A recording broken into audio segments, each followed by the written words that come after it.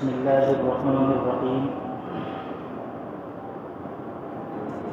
الحمد للہ نحمده ونستعینه ونستغفره ونؤمن به ونتوکل علیہ ونعوذ باللہ من شرور انفسنا ومن سیئات اعمالنا من يهده الله فلا مضل له ومن يضلل فلا هادي له ونشهد أن لا إله إلا الله وحده لا شريك له ونشهد أن سيدنا وسندنا وشفيعنا ومولانا محمدا عبده ورسوله صلى الله عليه وعلى آله وأصحابه وسلم أما بعد أعوذ بالله من الشيطان الرجيم بسم الله الرحمن الرحيم وما هذه الحياة الدنيا إلا لهو ولعب صدق الله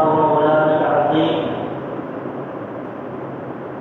عزیزان گرامی، نوجوان دوستوں، عزیز بزرگوں، بھائیوں،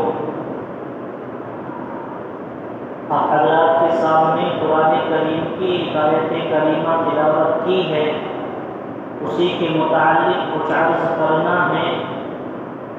اللہ تعالیٰ میری زبان سے کچھ کام کی باتیں کہلوا دے اور ہم تمام سامعین کو اس پر عمل کرنے کی توفیق عطا فرما دے. عزیزوں، دنیا دارالعمل ہے، آخرت دارالجزا ہے. دنیا دارالفنا ہے، آخرت دارالبقا ہے. دنیا دارالغرور ہے، آخرت دارالسرور ہے.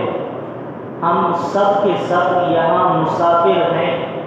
ہم خوشی کے عالم میں رہیں یا غمی کے عالم میں رہیں، پریشان ہوں، صحت مند ہوں، بیمار ہوں، مشغول ہوں یا فارغ ہوں، ہمیں احساس ہو یا نہ ہو، ہر حال کے اندر ہمارا جو سفر زندگی کا چل رہا ہے وہ جاری ہے، وہ ساری ہے، وہ رکنے والا نہیں ہے.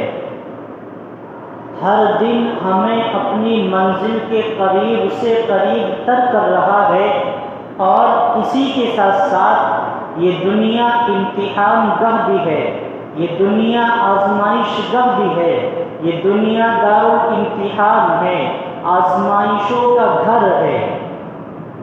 یہاں ہر انسان کو آزمایا جا رہا ہے. پروردگار عالم کسی کو کھلا رزق دے کر آزمائش میں ڈالتا ہے. ایک انسان کی سوچ ہوتی ہے کہ اللہ تبارک و تعالی مجھے بہت زیادہ رزق روزی دے رہا ہے تو میرے اوپر کوئی مصیبت نہیں ہے، لیکن اللہ کا فرمان ہے، اللہ تبارک و تعالی کسی کو کھلا رزق دے کر آزمائش میں ڈالتا ہے، کسی کو بیماری دے کر آزمائش میں ڈالتا ہے، کسی کو صحت دے کر آزمائش میں ڈالتا ہے. ہر اعتبار سے اللہ تبارک و تعالی ہمیں آزماتا رہتا ہے. لیکن کامیاب انسان وہ ہے جو ہر حال میں اللہ تبارک و تعالی کے حکموں کو مد نظر رکھے، نبی اکرم صلی اللہ علیہ وسلم کی مبارک سنتوں پر عمل کرے. اللہ تبارک و تعالی نے اس دنیا کے اندر جال اور پھندے بنوا دیے ہیں کہ انسان اس میں الجھتا ہے اور پھر الجھتا رہتا ہے، الجھ کر رہ جاتا ہے. اللہ تبارک و تعالی نے ایسے جال اور پھندے بنوا دیے ہیں کہ انسان اس میں الجھ کر رہ جاتا ہے. کامیاب انسان وہ ہے جو ان پھندوں سے نکل کر، ان جالوں سے نکل کر اللہ کے حکموں کو فالو کرے، نبی کی سنتوں پر عمل کرے اور اپنی زندگی کو گزارے. کامیاب انسان وہ ہے. مجھے اور آپ کو بھی چاہیے کہ ہم اپنی زندگی کو اللہ کے حکموں کے مطابق گزارنے والے بن جائیں. اللہ نے ہمیں جو طریقہ بتایا ہے اسی طریقے کے مطابق ہم زندگی گزارنے والے بن جائیں۔ عزیزوں، اپنے اندر سے دو باتیں نکال کر دور پھینک دیجئے گا۔ آج اگر دیکھا جاتا ہے تو ان دو باتیں جو سب سے زیادہ پائی جاتی ہیں وہ ہمارے لوگوں کے اندر پائی جاتی ہیں۔ دیکھیے، گناہ دو قسم کے ہوتے ہیں، ایک گناہ جا سے تعلق رکھنے والے ہوتے ہیں اور ایک گناہ با سے تعلق رکھنے والے ہوتے ہیں۔ بھائی آپ لوگ آگے آ جائیں، آگے کی جگہ خالی ہے تاکہ پیچھے والے جو حضرات ہیں وہ اپنی وہاں پہ بیٹھتے رہیں، اس سے صف بھی بنتی رہے گی اور جو بعد میں آنے والے حضرات ہیں ان کو پریشانی بھی نہیں ہوگی۔ دیکھیے، گناہ دو قسم کے ہوتے ہیں، ایک گناہ جا سے تعلق رکھنے والے ہوتے ہیں اور ایک گناہ جو با سے تعلق رکھنے والے ہوتے ہیں۔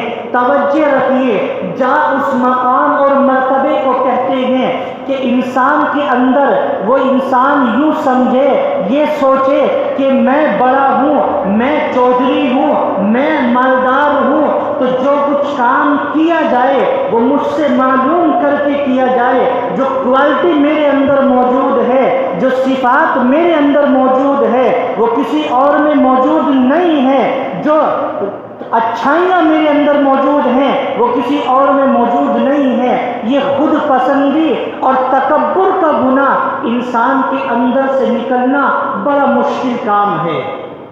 اور ایک گناہ با سے تعلق رکھتا ہے جو عمومی طور پر انسانوں کے اندر پایا جاتا ہے۔ عام طور پر انسان کے اندر یہ با کا گناہ پایا جاتا ہے اور اس با کے گناہ میں جو انسان مبتلا ہوتا ہے، ملوث ہوتا ہے، اس کے دل میں ندامت ہوتی ہے، اللہ کا ڈر اور خوف ہوتا ہے اور اس کی ندامت کسی بھی وقت معافی کا سبب بن سکتی ہے۔ لیکن یہ جو جہل کا گناہ ہے، آدمی اپنے آپ کو راہ راست پر سمجھ رہا ہوتا ہے، حالانکہ خود پسندی اور تکبر کا آنا انسان کے اندر بہت بڑا سخت ترین مشکل مسئلہ ہے۔ جب انسان کے اندر گھمنڈ اور تکبر آ جاتا ہے تو پھر وہ نکلنا بڑا مشکل ہے۔ نبی اکرم صلی اللہ علیہ وسلم کا فرمان ہے، لا يدخل الجنہ، جنت میں وہ شخص داخل نہیں ہو سکتا جس کے اندر ذرہ برابر بھی تکبر ہو، گھمنڈ ہو، خود پسندی ہو، میں ہو، انا ہو، وہ اپنے آپ کو چودھری سمجھتا ہو، رئیس سمجھتا ہو، بڑا مالدار سمجھتا ہو۔ لعنت ہے اس کی ایسی زندگی پر کہ وہ انسان اپنے آپ کو بڑا سمجھتا ہے۔ جب ماں کے پیٹ سے بڑا پیدا ہوا ہے، اگر بڑا بنا ہے اس دنیا کے اندر آنے کے بعد بنا ہے، اور بنایا کس نے ہے؟ اللہ نے بنایا ہے۔ کسی کے باپ میں طاقت نہیں ہے کہ وہ انسان کو بڑا بنا دے۔ تو گھمنڈ کس بات پر کرتا ہے؟ اگر تجھے گھمنڈ ہے پیسے کا تو پیسہ اللہ نے دیا ہے، اگر تجھے گھمنڈ ہے مالداری کا، مالداری اللہ نے دی ہے، اگر تجھے گھمنڈ ہے بڑی بڑی بلڈنگوں کا تو یہ بڑی بڑی بلڈنگیں اللہ نے دی ہیں، اگر تجھے گھمنڈ ہے کسی بڑے عہدے پر فائز ہونے کا تو یہ عہدے پر جو فائز ہے یہ اللہ نے تجھے نوازا ہے۔ تیرا کیا کمال ہے؟ تو کس بات کے اوپر گھمنڈ کرتا ہے؟ توجہ رکھیے، انسان کو اللہ نے پیدا کیا، کیا انسان اپنی مرضی سے دنیا میں آیا ہے؟ نہ اپنی مرضی سے دنیا سے جا سکتا ہے۔ تو تجھے بیچ کی زندگی کے اندر کس نے حکم دیا کہ اپنی منمانی کرے؟ بتلائیے، جواب ہے ہمارے پاس کچھ؟ کہاں کیوں ہم اپنی منمانی کرتے ہیں؟ کس نے ہمیں حق دیا ہے کہ ہم اپنی من مرضی کے مطابق زندگی کو گزاریں؟ اللہ کے حکم کی اطاعت کیجیے، اللہ کے حکم کو فالو کیجیے، نبی کی سنتوں پر عمل کیجیے۔ حدیث کا فرمان ہے، لا يدخل الجنہ، وہ شخص جنت میں داخل نہیں ہو سکتا جس کے اندر ذرہ برابر بھی تکبر ہو، گھمنڈ ہو، میں ہو، وہ انسان راہ راست پر نہیں ہو سکتا ہے۔ لیکن آج بالکل ایسا ہو رہا ہے کہ ہم لوگوں کے اندر یہ خود پسندی اور تکبر کا ہونا یہ بہت بڑی کمی اور کوتاہی کی بات ہے۔ اپنے آپ کو دوسروں کی نظروں میں اچھا بنانا کوئی مشکل بات نہیں ہے، بہت آسان ہے۔ اپنے آپ کو اپنی نظر میں گرانا یہ بہت مشکل کام ہے۔ انسان اللہ کا دوست اس وقت بنتا ہے، اللہ کے قریب اس وقت ہوتا ہے جب اپنے آپ کو اپنی نظر میں گرا دیتا ہے۔ حضرت عمر فاروق رضی اللہ تعالی عنہ کتنے بڑے آدمی، خلیفہ دوم ہیں، 22 لاکھ مربع میل پر حکومت کرنے والا شخص، اپنے آپ میں اپنی نظر میں اپنے آپ کو گرا ہوا سمجھتے اور یوں دعا کرتے ہیں، اللہم اجعلنی فی عینی صغیرا وفی اعین الناس کبیرا، اے اللہ مجھے میری نظر میں چھوٹا بنا دیجیے اور لوگوں کی نظروں میں بڑا بنا دیجیے۔ جس دن میں اور آپ اپنی نظر میں ہم چھوٹے بن جائیں گے، اس دن امید ہے کہ انشاءاللہ پھر ہمارا وقت آسان ہو جائے گا۔ جو ہماری زندگی کے اندر مشکلات ہیں، پریشانیاں ہیں، دقتیں ہیں، الجھنیں ہیں، یہ ساری کی ساری انشاءاللہ ختم ہو جائیں گی۔ حضرت ایک واقعہ لکھا ہے، حضرت عیسیٰ علیہ السلام جا رہے تھے، راستے میں چلتے رہے کہ ایک گنہگار سے ملاقات ہوئی۔ وہ گنہگار اپنے گناہوں پر بڑا شرمندہ ہے، بہت زیادہ شرمندہ ہے، احساس اور افسوس کر رہا ہے کہ میں اتنے بڑے بڑے میں نے گناہ کیے ہیں کہ مجھ سے معافی بھی پتہ نہیں اللہ تعالیٰ مجھے معاف کرے گا بھی یا نہیں کرے گا۔ حضرت عیسیٰ علیہ السلام نے کہا، بھائی کیا بات ہے، کیوں پریشان ہو، کس چیز کی خواہش ہے؟ فرمایا بہت بڑے بڑے گناہ کیے ہیں، بس اتنی خواہش ہے، اتنی توقع ہے کہ اللہ تبارک و تعالی مجھے معاف کر دے۔ اس سے آگے چلتے ہیں، ایک عبادت گزار سے ملاقات ہوتی ہے۔ اس عبادت گزار سے پوچھا، بھائی تمہاری کیا خواہش ہے؟ اس نے کہا، بڑے گھمنڈ اور تکبر میں آ کر سخت لہجہ استعمال کر کے کہا کہ میرا حشر اس گنہگار کے ساتھ نہ ہو۔ اس گنہگار کی طرف اشارہ کر کے کہا کہ اس گنہگار کے ساتھ میرا حشر قیامت کے دن نہ ہو۔ لوگوں توجہ رکھیے، اللہ کی رحمت جوش میں آتی ہے۔ اللہ فرماتا ہے، اے میرے پیارے روح اللہ نے فوراً وحی بھیجی اور فرمایا کہ ان دونوں کی دعائیں قبول ہو چکی ہیں، آپ ان سے کہہ دیجئے۔ کیا فرمایا؟ کہ جو گنہگار مجھ سے رحم کی بھیک مانگ رہا تھا، رحم طلب کر رہا تھا، میں نے اس کے تمام گناہوں کو نیکیوں میں بدل دیا اور اس کے اوپر جنت واجب کر دی۔ اور اگلا جواب سنیے، فرمایا یہ جو عبادت گزار شخص تھا، اس نے دعا کی تھی کہ اللہ میرا حشر اس شخص کے ساتھ نہ ہو، لہذا اس کو میں نے جنت میں بھیج دیا، اس کے اوپر جنت واجب کر دی۔ اب ظاہر سی بات ہے، اس نے دعا مانگی تو اس کی دعا بھی قبول ہو چکی ہے، میں نے اس کا ٹھکانہ جہنم کے اندر رکھ دیا ہے، یہ شخص جہنم کے اندر جائے گا۔ لوگوں، آج اللہ نے اگر کسی انسان کو اتنی ہمت دی، اتنی طاقت دی کہ وہ چند دین کی خدمت کر سکتا ہے، وہ نمازیں پڑھتا ہے، زکوٰۃ بھی دیتا ہے، قرآن کی تلاوت بھی کرتا ہے، تو یہ اس کی طرف سے نہیں ہے، یہ اس رب کی طرف سے ہے، اس کے اوپر احسان ہے۔ اپنے آپ میں یہ سمجھنا کہ میں دین کا ٹھیکیدار ہوں، میں بڑا نیک ہوں، میرے اندر بڑا تقویٰ ہے، یہ کوالٹی ہر کسی کے اندر نہیں ہے۔ اللہ اس کے اندر ڈالتا ہے جس کو اللہ کو جس سے کام لینا ہوتا ہے۔ اندازہ لگائیے اس شخص کے ساتھ کیا حشر ہوا۔ ایک طرف آدمی پرہیزگاری کی زندگی گزارتا ہے، وہ قرآن بھی پڑھتا ہے، تلاوت بھی کرتا ہے، زکوٰۃ بھی دیتا ہے، قرآن کریم پڑھتا ہے، پڑوسیوں کے حقوق ادا کرتا ہے، لیکن وہیں دوسری طرف اس کے اس ذہن کے اندر، اس دماغ کے اندر یہ کوالٹی آتی ہے اور یہ سوچ آتی ہے کہ جو صفات مجھ میں ہے وہ کسی اور میں نہیں ہے۔ یہ گھمنڈ کا آنا، یہ تکبر کا آنا انسان کے دماغ میں اچھی بات نہیں ہے۔ اس لیے اپنے دماغ کے اندر سے، اپنی سوچ کے اندر سے اس گھمنڈ کو، تکبر کو نکال کر دور پھینک دیجئے۔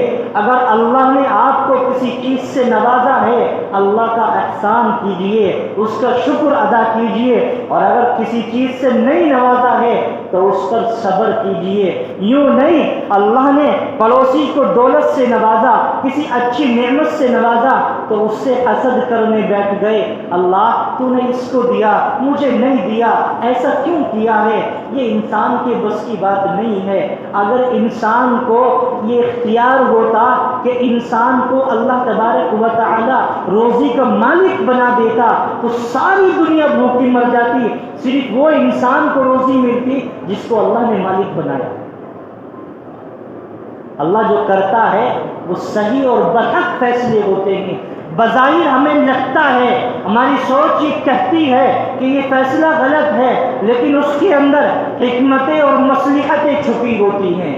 اس لیے لوگوں اور بالخصوص نوجوان دوستوں، ہاتھ جوڑ کر اللہ کے لیے آپ سے گزارش ہے، درخواست ہے، اپنے دل کے اندر سے گھمنڈ کو نکال کر دور پھینک دیجیے۔ کریں گے بھائی انشاءاللہ؟ دل میں جتنی بھی گھمنڈی باتیں ہیں سب کو ختم کر دیجئے، اپنے اندر عاجزی پیدا کیجئے، تواضع پیدا کیجئے۔ اللہ تبارک و تعالیٰ کو تواضع بہت پسند ہے، عاجزی بہت پسند ہے۔ جتنی آپ کے اندر عاجزی اور تواضع ہوگی آپ اتنا اللہ کے قریب بڑھتے چلے جائیں گے، اور جب اللہ آپ کا دوست بن جائے گا پھر دنیا میں کسی چیز کی ضرورت نہیں ہے، کسی کو دوست بنانے کی ضرورت نہیں ہے، یا ہے کسی کی ضرورت؟ تو اس کائنات کے نظام کو چلانے والا اس کو دوست بنا لیجئے نا، تو ساری کی ساری کائنات ہمارے قدموں میں آ جائے۔ دنیا کے سامنے ہاتھ پھیلانے سے، گڑ گڑانے سے اور ان کو اپنے گرویدہ بنانے سے کیا فائدہ؟ اس رب کو منا لیجئے، ساری دنیا آپ کے قدموں میں آ جائے گی انشاءاللہ۔ دوسری ایک بات، آپ حضرات کو معلوم ہے کہ آپ کی اس مسجد کے اندر تعمیری کام چل رہا ہے۔